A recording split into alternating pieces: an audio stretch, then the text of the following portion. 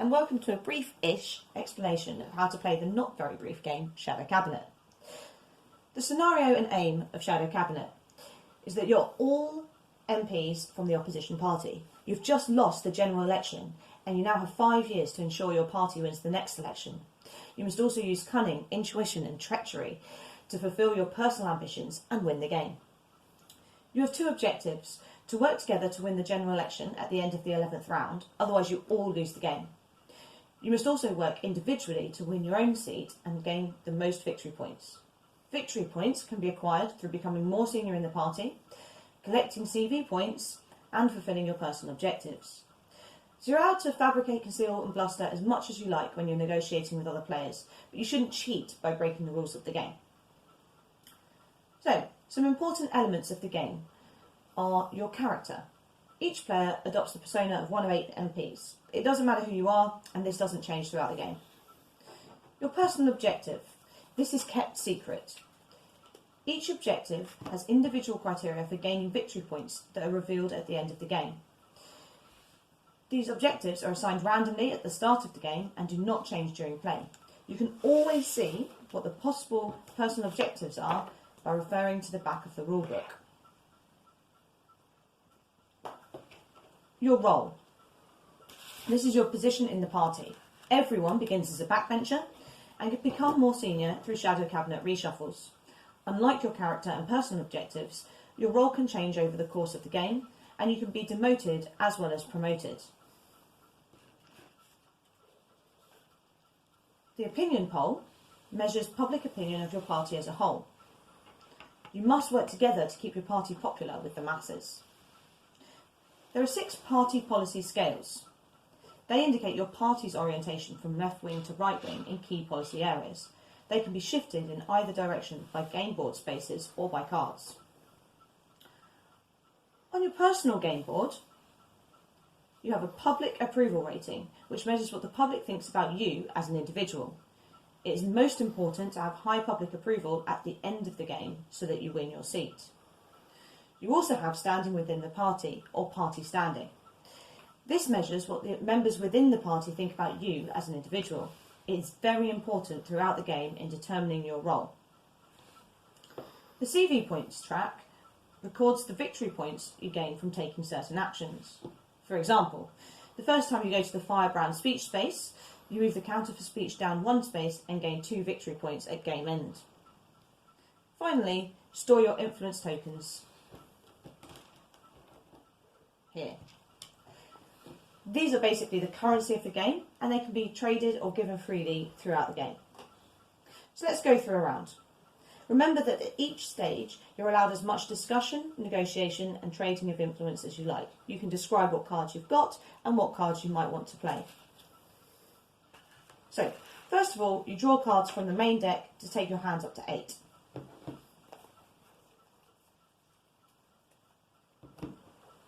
You take influence equal to the per turn amount on your roll card. On every round, except the starting round, you move the starting player token clockwise. Next, reveal the headline event and resolve it.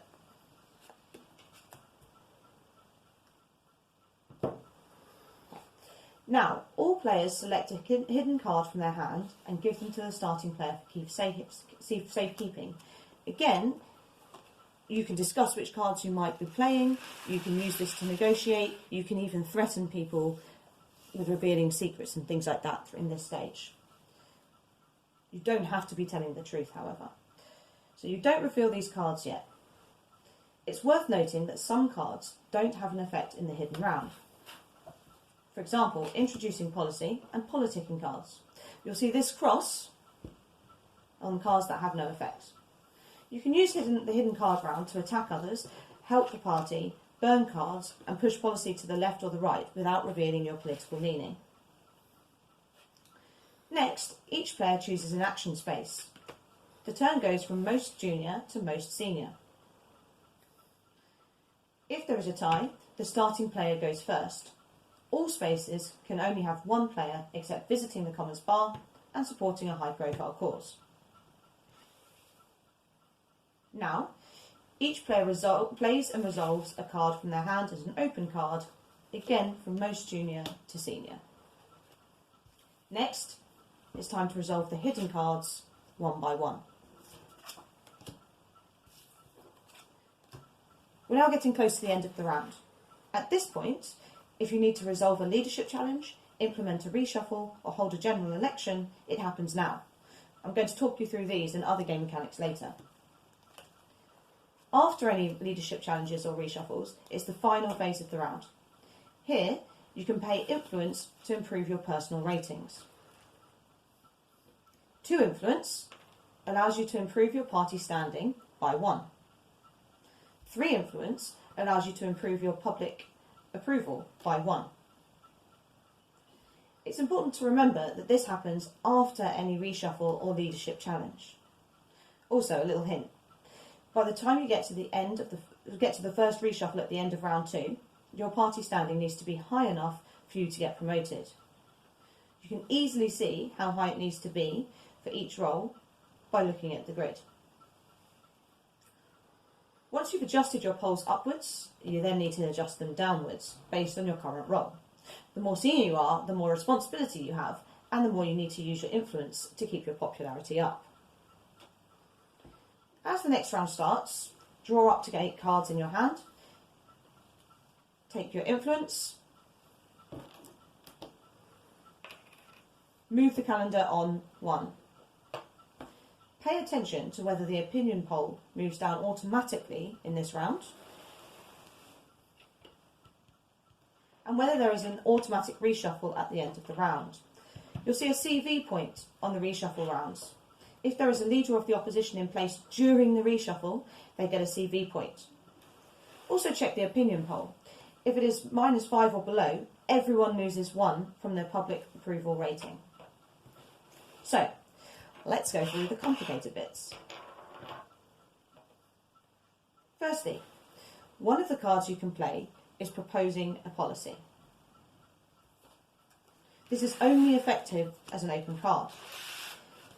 The aim is to move a policy of your choice to the left or the right, but you need support and influence to do so. To move a policy by 1, you need the backing of 1 other player and to spend 4 influence. The influence can be taken from any combination of players. To move a policy by 2, you need the backing of 2 other players and a total spend of 6 influence. Be aware that if you are the minister of a policy area that you're trying to shift, you can move it by 1 extra space for free. So, for example, if you are the Home Secretary, you can shift domestic policy an extra 1 in the direction of your choice, if your policy is successful. However, other players can oppose a policy. To do this, they must play at least 1 influence. The proposing player or players can fight them off by paying at least 1 more influence than that, so in this case 2. The opposing player or players can continue to oppose, again by playing at least 1 more, in this case 3. All influence that is spent proposing and opposing policies is returned to the supply. This continues until one side backs down. If a policy is successful, the player who proposed it gets a CV point. Remember this. These are victory points at the end. This mechanism for opposing policy is also used to oppose a leadership challenge, which I'll cover in a minute. So you may be wondering what the gossip deck, the secrets cards and reporter's notebook do. Politicians are notoriously scandalous and gossip is a political weapon. At the start of the game, or after round 2 if this is your first time playing, you get to choose your very own potential scandals from the secrets deck. All players have their own deck and they have the same set of 12, and you must each choose 3 secrets, 1 major secret and 2 minor ones. Choose wisely. You then place them face down in front of you.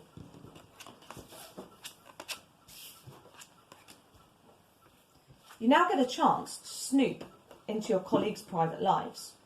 You can look at 1 card from each player. You cannot write anything down, so try to find a way to remember what you've seen. Once everyone has snooped, secure the cards in your Secret Service dossier.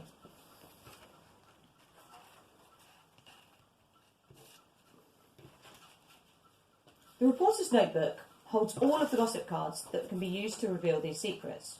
However, it's important to note that the cards relate to roles, not characters.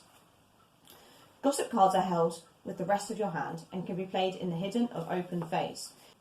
At that point, if the person occupying the role named on the card has indeed committed the impropriety, they suffer the consequences shown on the card.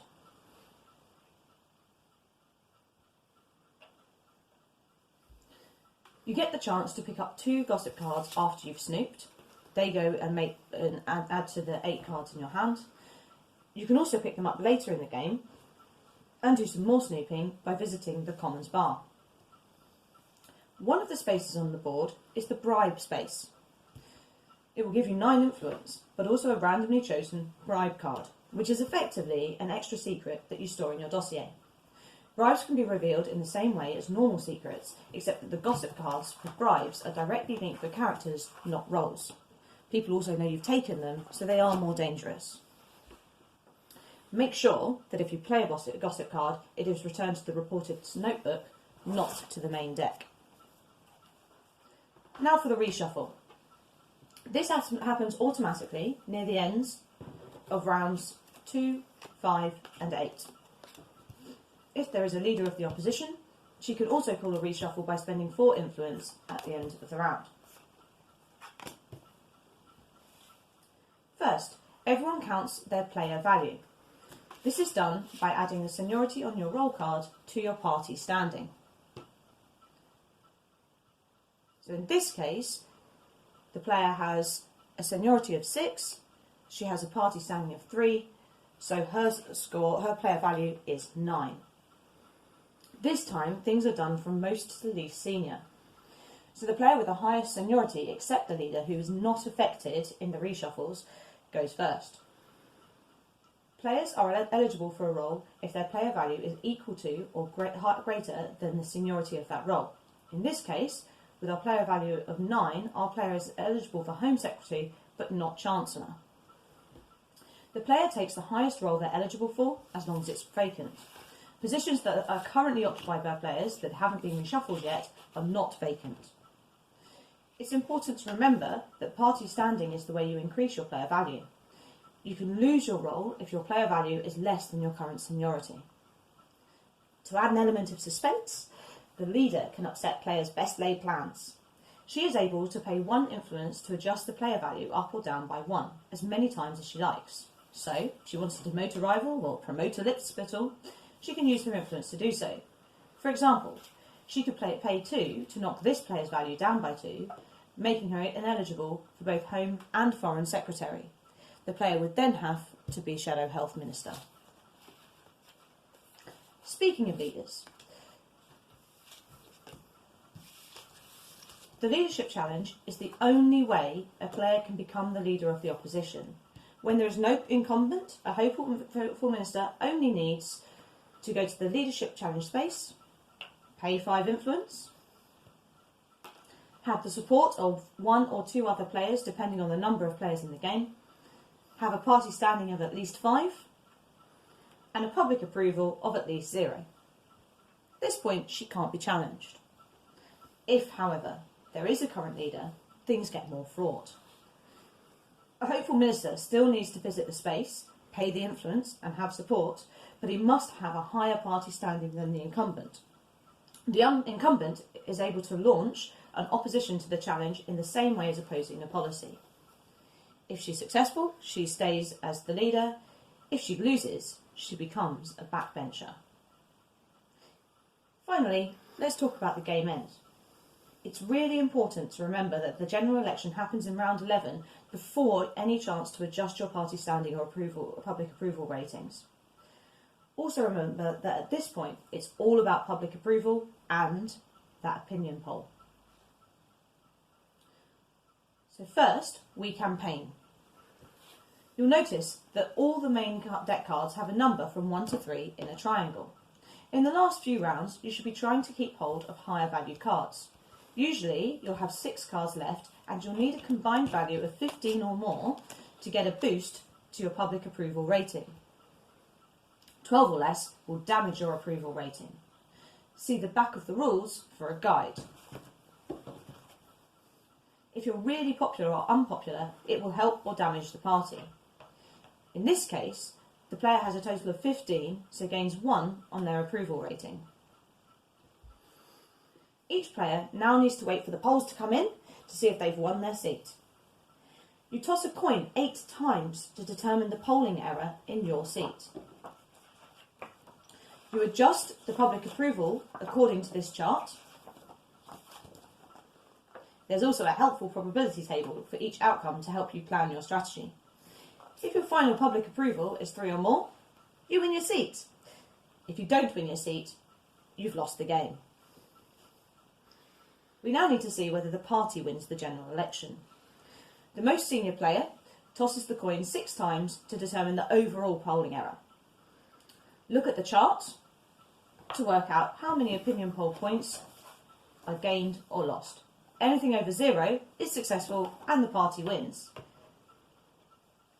Anything below 0 means failure and a collective loss for everybody, except perhaps the ideologue, who can win if the party loses and he meets his win conditions. Okay, so if the party has won and you've kept your seat, you now just need to work out who wins the accolade of craftiest statesperson.